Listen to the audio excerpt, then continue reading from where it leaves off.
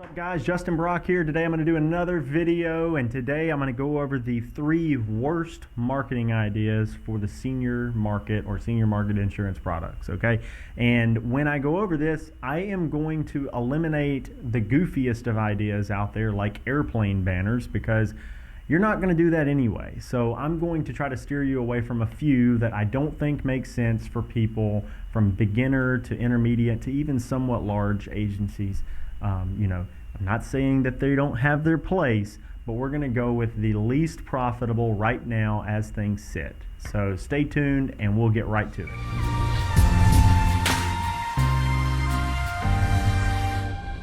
Like I said, the 3 worst marketing ideas for the senior market are not necessarily the ones that I could come up with, like, screaming from the top of a volcano while it's erupting, or, any kind of craziness like that. I'm not going to talk about those because I know you're not going to do those things, okay? You're not going to do that. I'm not going to insult your common sense, but I am going to talk about some things that we've done all of that typically aren't good for a return on investment, and probably, a branding play that is less than effective in the short term to interim to even up to like a year standpoint, right? So first one I'm going to talk about is social media other than Facebook and YouTube. And I don't normally even think of YouTube as social media. It is the second largest search engine in the world. So I think of it more as a search engine, just a video-based search engine.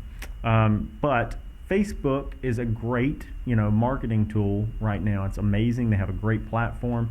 However, other social media channels like Twitter, Instagram, TikTok, we've played with all of those and virtually found no effectiveness for the Medicare or senior market insurance products. Very, very little.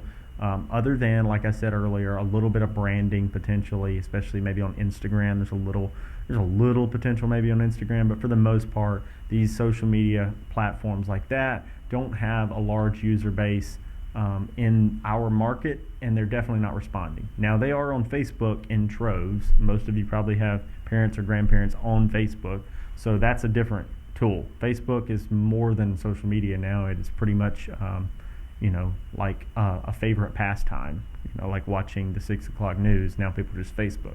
So that one is not the same as regular social media. But Instagram, TikTok, all of that, even though they're constantly gaining in popularity, probably not a great move for senior market. Maybe you're going to burn more dollars than you get in long-term branding effect. Billboards. Now, we run billboards, so I'm not, again, saying they don't have their place, and I know some people, even in Medicare Gurus, that have a lot of billboards running in certain areas that do really well.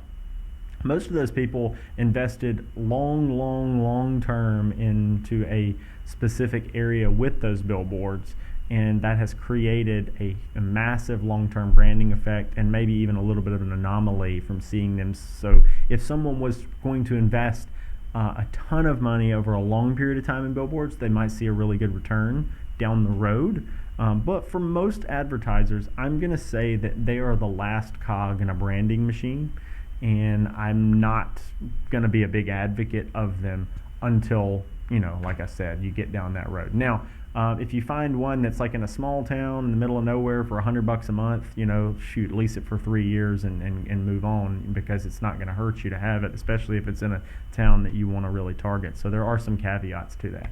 But typically, billboards will burn through your money, and a lot of times for those beginner to intermediate level agents, that's money that you don't have to burn through. So last one I'm going to throw in here is event sponsorships. Again, these are things that we do. We do some event sponsorships, but it's probably one of the lowest ROIs that we have in the interim. As I'm building, I think event sponsorships would be something I'd throw in later, probably before billboards if I'm targeting a certain area, and definitely before social media other than Facebook. So I'm going to keep it, going back to traditional media like TV, radio, newspaper, Then I'm going to keep it direct mail, and then I'm going to keep social media, Facebook. Then I'm going to keep maybe YouTube ads or organic YouTube and Google search and Google ads. Those are all effective marketing strategies right now.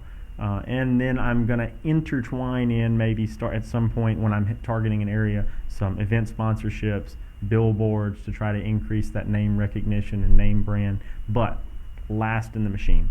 And the reason I didn't get off into really crazy ideas again is I don't think any of you are struggling with those, but I do think I see a lot of people get really tricked up early on into sponsorships and billboards and other social media.